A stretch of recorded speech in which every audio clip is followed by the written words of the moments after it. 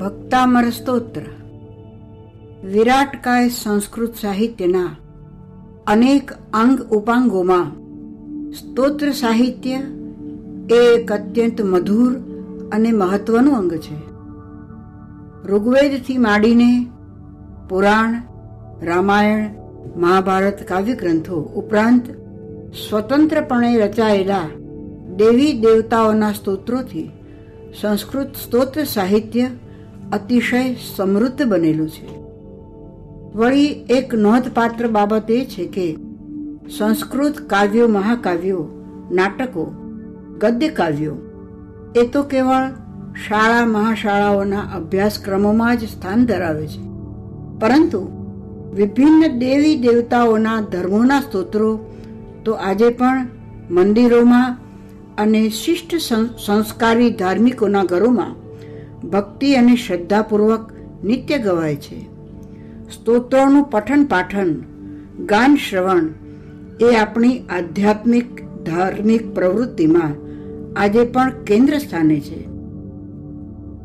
સ્તોત્રમાં સ્તુતિ કરતાની ઈશ્વર પ્રત્યેની ભક્તિ, આરાધના, ઉપાસના, સમર્પણ ભાવ ખૂબ જ સરળ છતાં ભાવપૂર્ણ રીતે પ્રગટ થતો હોય છે.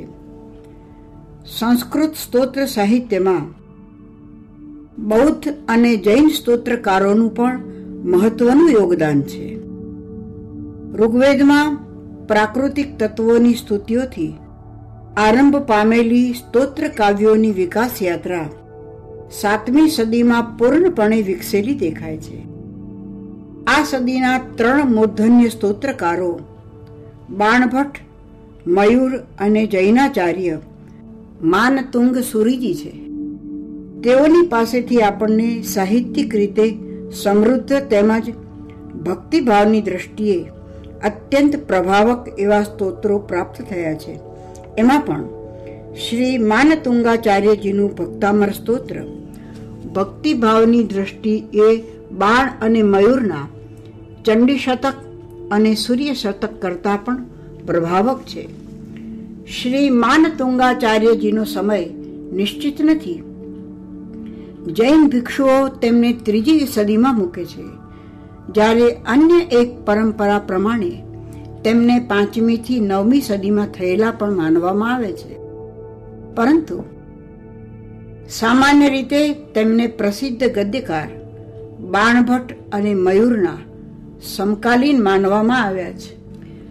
વસંત તિલકા છંદના 44 કે 48 શ્લોકોમાં રચાયેલું તેમનું ભક્તામર સ્તોત્ર જૈન ધાર્મિકોમાં અને ભાવિકોમાં અત્યંત પ્રભાવશાળી બની રહ્યું છે. ભક્તામર સ્તોત્રની રચના પાછળ તેના પ્રભાવ અને મહિમાને પ્રગટ કરતી એક ભાવવાહી કથા વણાયેલી છે, જેને કારણે પ્રસ્તુત સ્તોત્ર જૈન ભાવિકોમાં અત્યંત શ્રદ્ધા તેમજ ભક્તિ ઉત્પન્ન કરનારું બની રહ્યું છે. વસંત તિલકા છંદના 44 કે 48 શ્લોકોમાં રચાયેલા પ્રસ્તુત સ્તોત્રમાં માનતુંગાચાર્યજીએ શ્રી આદિનાથ તીર્થંકર ઋષભદેવની અત્યંત ભાવપૂર્ણ શબ્દોમાં હૃદયની આર્જવતાપૂર્વક સ્તુતિ કરેલી છે. સ્તોત્રનું નામ આ રીતે સમજાવી શકાય: જિનેશ્વર પ્રભુની જે ભાવપૂર્ણ રીતે ભક્તિ કરે તે ભક્ત કહેવાય, અને જેના પઠન પાઠન ગાન શ્રવણથી જે ભક્તને અમર બનાવે તે ભક્તામર સ્તોત્ર કહેવાય. સ્તોત્રની રચના પણ જિનેશ્વર પ્રભુનો મહિમા પ્રગટ કરવા માટે જ થયેલી છે. તેની ઉત્પત્તિ પાછળ એક રોચક કથા વણાયેલી છે. પ્રાચીન સમયની આ વાત છે. એક સમયે રાજા ભોજના દરબારમાં અનેક વિદ્વાનો અને પંડિતો બિરાજતા. રાજા ભોજ પણ ઘણો ધાર્મિક, ઉદાર તેમજ વિદ્વાન હતો. સમય સમયે તે વિદ્વાનોની વિદ્વત્તા તેમજ ધાર્મિકોની ધાર્મિકતાની કસોટી કરવા ગોષ્ઠીઓ અને ચર્ચા સભાઓ ગોઠવતો.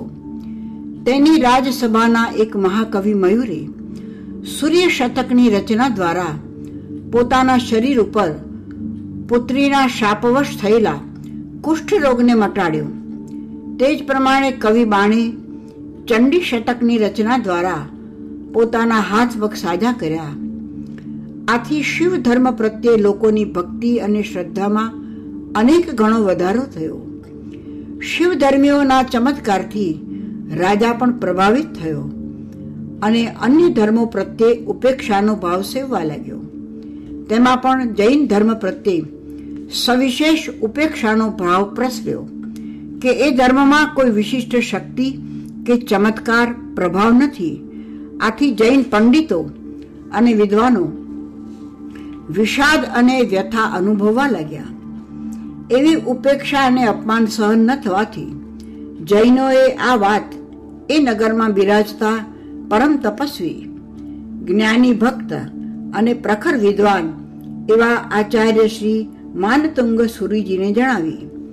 ત્યારે આચાર્ય દેવે જણાવ્યું કે જૈન સાધુઓ કેવળ આત્મકલ્યાણની ભાવનાનું જ ધ્યેય રાખે છે. તેમનું ધ્યાન કેવળ મોક્ષ તરફ જ હોય છે. તેઓ ચમત્કાર દ્વારા પ્રભાવ ઉત્પન્ન કરવા માંગતા નથી. છતાં જૈન ધર્મનો પ્રભાવ અને મહિમા જાણવો હોય તો તે દર્શાવવા અમે તૈયાર છીએ.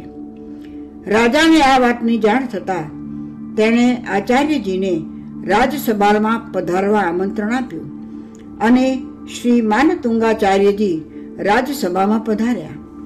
આચાર્યશ્રીએ લોખંડની 44 બેડીઓ મગાવી અને પોતાના શરીરને ચારે બાજુ 44 બેડીઓના બંધનમાં નાખ્યું. આચાર્યશ્રીની સૂચનાથી તેમને અંધારા ઊંડા ભોયરામાં પૂરી દેવામાં આવ્યા. મજબૂત તાળા લાગી ગયા. ત્યારબાદ શ્રી માનતુંગાચાર્ય સુરીજીએ અંતરના ઊંડાણમાંથી અત્યંત ભાવવાહી શૈલીમાં શ્રી આદિશ્વર ઋષભદેવ ભગવાનની સ્તુતિનો પ્રારંભ કર્યો. ભક્તામર પ્રણત મૌલી મણિ પ્રભાણામ ઉદ્યોતકમ દલિત પાપ તમોવિતાનમ. તેમના શરીર ઉપર 44 બેડીઓ હતી. આચાર્યશ્રીએ ભક્તિભાવપૂર્ણ અને આર્જવતા ભરી વાણીમાં જિનેશ્વરજીની સ્તુતિ કરી. એક એક શ્લોક બોલતા ગયા અને સૌના આશ્ચર્ય વચ્ચે એક એક બેડી છૂટતી ગઈ. 43 શ્લોકોની અંતે 43 બેડીઓ છૂટી. કારાવાસના તાળા પણ ખુલી ગયા. હાથના બંધની એક બેડી સાથે આચાર્યજી રાજા સમક્ષ ઉપસ્થિત થયા અને અન્ય ધર્મના વિદ્વાનોને પોતાના ધર્મ ભક્તિ અને વિદ્વત્તાના બળે બાકી રહેલી બેડી તોડવાનું લલકાર્યું, પણ કોઈ તે કરી શક્યું નહીં.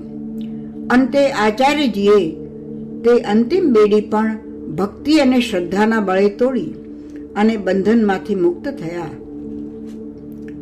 આમ આ રીતે આપણને ભક્તિભાવપૂર્ણ, ચમત્કારી અને પ્રભાવશાળી ભક્તામર સ્તોત્ર પ્રાપ્ત થાય છે. આરંભના કેટલાક શ્લોકોમાં ભક્ત કવિ આદિશ્વર ભગવાનની ચરણ વંદના કરી પોતાની પામરતાનું વારંવાર તેઓ આલેખન કરે છે.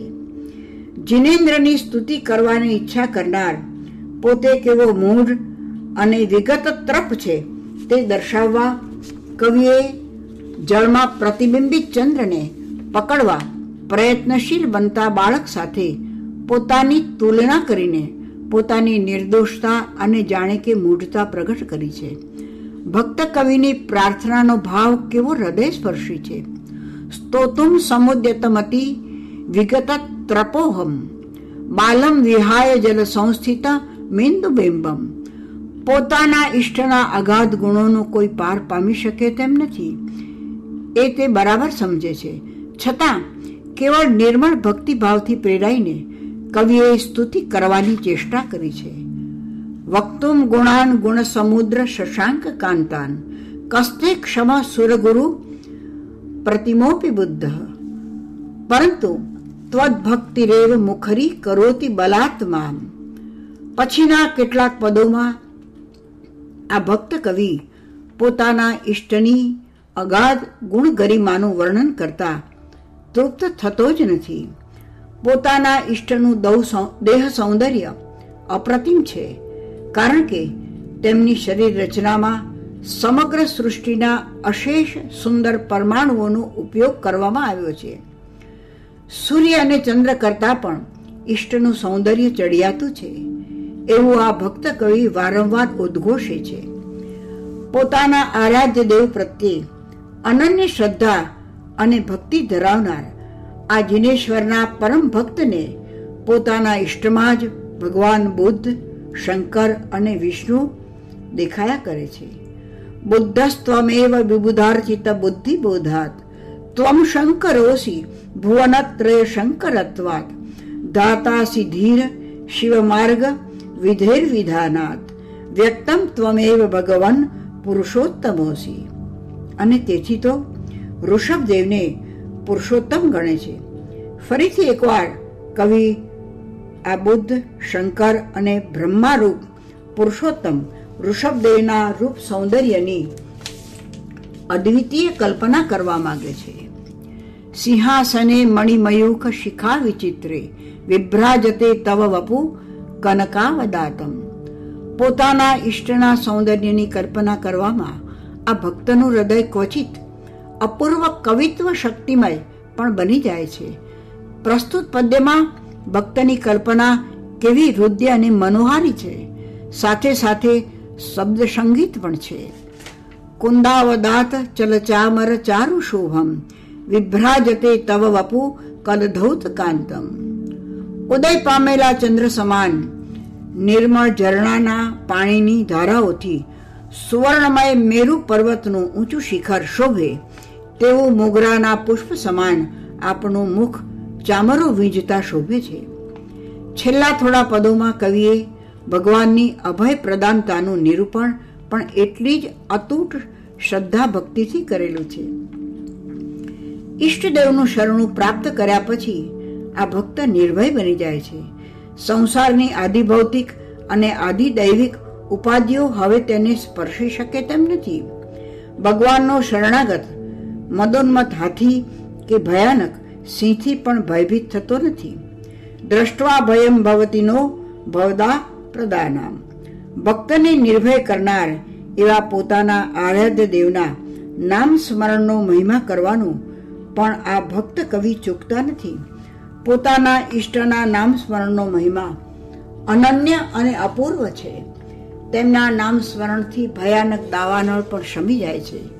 સંસારની પીડાઓનું શમન કરનારું એવું શ્રી જિનેન્દ્ર ભગવાનનું નામ સ્મરણ વિજયની પણ પ્રાપ્તિ કરાવે છે. સંસારના ભીષણ ભયમાંથી પણ બચાવી શકે છે એવી હૈયાધારણ આ ભક્ત કવિ આપણને વારંવાર આપે છે. તો નામ કીર્તન જલમ શમયત્ય શેષમ. શારીરિક અને ભૌતિક દુઃખોમાંથી મુક્તિ અપાવનાર પોતાના ઈષ્ટના નામ સ્મરણનું મહિમાગાન કરતા કવિ વિરામ પામે છે. ભક્તની અતૂટ શ્રદ્ધા છેલ્લા પદોમાં સાકાર થાય છે. ત્વન્નામ મંત્ર મનિષમ મનુજા સ્મરંત સદ્ય સ્વયં વિગત બંધ ભયા ભવંતી. સ્તોત્રને અંતે સ્તોત્ર પાઠનું ફળ બતાવી સ્તોત્રરૂપ માલિકા ધારણ કરવાથી મોક્ષરૂપી લક્ષ્મીની પ્રાપ્તિ થાય છે, અર્થાત ભક્ત અમર બને છે. કાવ્ય શાસ્ત્રીઓએ ગણાવેલા કાવ્ય પ્રયોજનોમાં શિવેતર ક્ષતયે અનિષ્ટ નિવારણ માટે લખાયેલા પ્રસ્તુત સ્તોત્રના પદોમાં એક ભક્ત હૃદયની નિર્દોષતા અને ભાવોની રુજુતાના દર્શન થાય છે. કવિની ભક્તિમાં સ્વાભાવિકતા, નિર્મળતા અને ભાવની ઉત્કટતા પ્રગટ કરતું પ્રસ્તુત સ્તોત્ર તેની સાથે વણાયેલી કથાને કારણે આજે પણ શ્રદ્ધાન્વિતો માટે એટલું જ પ્રભાવક બની રહ્યું છે.